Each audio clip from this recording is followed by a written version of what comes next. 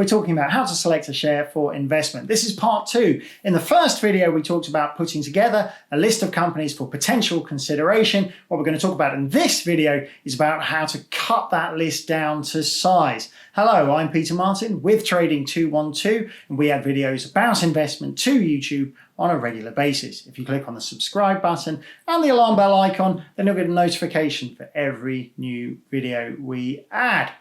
So as I said, the first part of this video was an additive process. It was all about adding companies that we thought might be of interest to our list for potential consideration.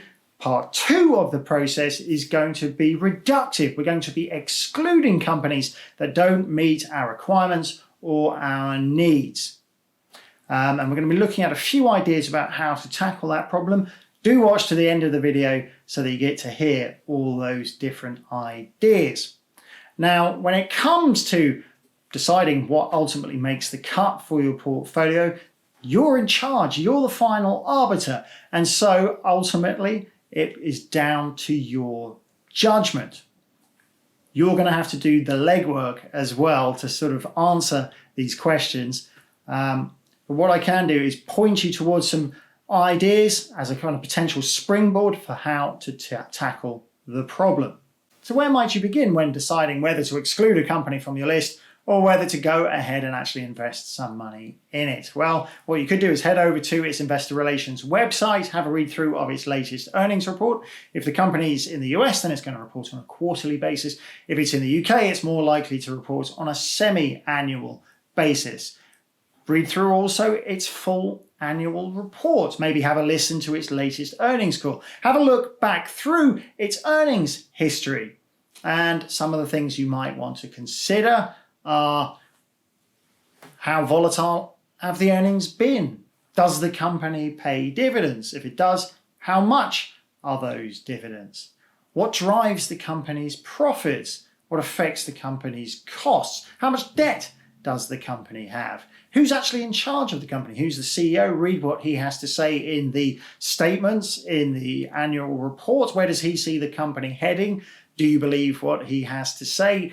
Have a read about this person. Just Google them. See if they've been at the company a long time. Are they? Does it sound like they're likely to stick around?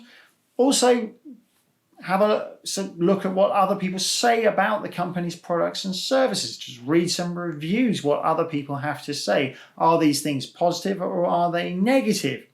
Ultimately, you're trying to come up with an answer as to whether you think the prospects for this company are solid. Does this company meet your standards? Does it match your requirements? Also think about how the company might fit in the portfolio that you're trying to build. For example, if you've already got a lot of technology companies in your portfolio and not many other things, and the company you're looking at is a technology company, even though it looks like it might have decent prospects, how well does that fit in your portfolio? Consider how well diversified you want your portfolio to be. If you want to learn more about diversification, don't forget that I have done an introduction to diversification video for beginner investors, and you should check that out in our YouTube channel.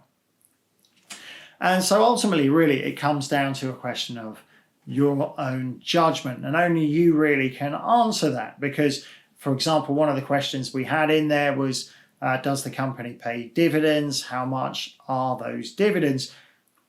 Not all companies pay dividends. Growth companies, for example, rather than paying part of its earnings back to its shareholders, usually tend to reinvest that to try and grow the business. But more mature businesses will often return some of their earnings back to shareholders as dividends. So it really comes down to a question of what type of company you want in your portfolio. Do you want some of your companies to be growth companies, or a lot of your companies to be like that? Or do you actually want companies that pay regular dividends? And if you do, what kind of requirement are you going to set for yourself? Maybe you want a dividend yield of no less than 2%, say, or 2.5% or 3%, whatever you see fit.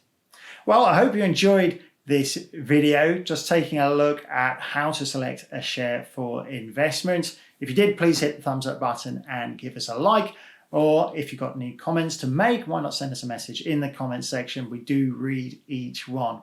But that's all for now. For me, Peter Martin and Trading 212. Thanks for watching. Goodbye.